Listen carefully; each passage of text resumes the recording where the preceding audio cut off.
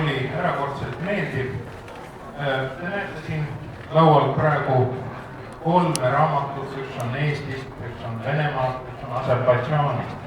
Küllaltki lai skaala, eks ole. Ja samas on neis midagi väga olulist ka ühist. Me oleme kolmekesi lähedalt tuttavad inimesed. Me ajame siin elus ja maailmas enda arvates enam-vähem sama asja. Ja nagu selgub seda asja, siis saab ajada väga mitmel rindel. Oleme ka kõik, kuidas nüüd öelda, mingil määral euromehed.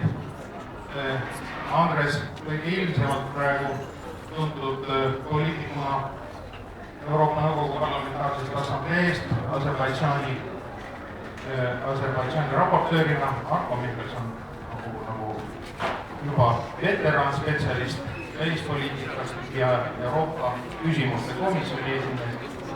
Ja mina olen samuti olnud Euroopa Nõukogu Parlamentaarse Assamblee raportöör Moldovas mitu aastat ja see tõttu oli mul nagu lisaboonus seda raamatut lugedes, sest väga palju selliseid tuttavaid momente tuli. Esiteks on see raamat kõigepealt Aserbaidžaanist, aserbaidžaanlastest. See on nagunii hariv ja huvitav. Sest et mis on meie tavateadmine sellest maast ja sellest rahvast, ma arvan, et see on suuresti Nõukogude ajast päritud, et on seal üks rahvas, et neil on kakuu, et neil on nahla, nad kõnelevad umbes türgi keelega sarnanevat keelt ja on aegade algusest peale tülitarnilastega.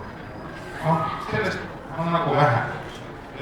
Ja selle vastu aitab Andrese raamatu esimene pool, mis on üldhuvitav ülevaade rahvast, mis on rahvas nagu iga teinegi, kelle liikmetega kohtudes me võime kergesti saada jutule, üksteist mõista ja kelle ajalugu on samuti sama huvitav kui iga teinegi ajalugu ja iga teinegi ajalugu, kõik nad on alati huvitav. Nüüd raamatu teine pool käsitleb Andrese tegevust raportöörina ja see räägib nüüd juba väga mitmest asjast, esiteks Aserbaidžaanist, seal toimuvast ja teiseks sellest, kuidas siis europoliitika toimib ja kuidas tema toimib nii oma heade kui oma halbade külgedega kuni kurioossete ja jaburatini välja. Ma olen ise karikeerinud Euroopa Nõukogu jaburusi oma pseudonüümi all kirjutatud romaanis Sõnum. Ja Andres muidugi jääb tõsiasjade pinnale, tema ei keera vinti üle nii, nagu mina võisin seda teha üles romaani. Aga see vint on iseenesest aeg-ajalt päris kenasti üle nagunii. Nii et lugedes nuta või määra, eriti vapustav oli üks peatükk missioon tühja basseiniga või tühjast basseinist. Mis viib neid omakorda selle juurde, et raamatul on ka kolmas suur tugevus, on tema kirjanduslik külg, tema vormistus, mis on kirjade vorm.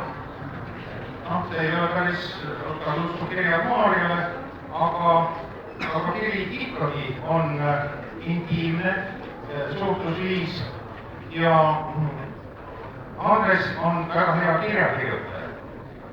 Niisiis, raamatu teine pool seisab koos erakirjadest, mis ta on saatnud ühele eestlannale Aserbaidžaanis ja ühele aserbaidžaanlasele Eestis. Ja Andrese stiil sobib nagu hiilgavalt sellise vormi jaoks. See hoiab ühest küljest ära fragmenteerumise. See ei ole mosaik, sest üks ja sama inimene kirjutab kogu aeg ühtedele ja samadele inimestele. Aga samas on iga kiri jällegi ka omaette lugu, nii et ta on korraga mitmekesine ja tervik. Ma õnnitlen Andres selle raamatu kirjutamise puhul ja soovin sulle raamatule edu ja nii nagu sinu kombeks öelda ja jääme järgmisi ootama.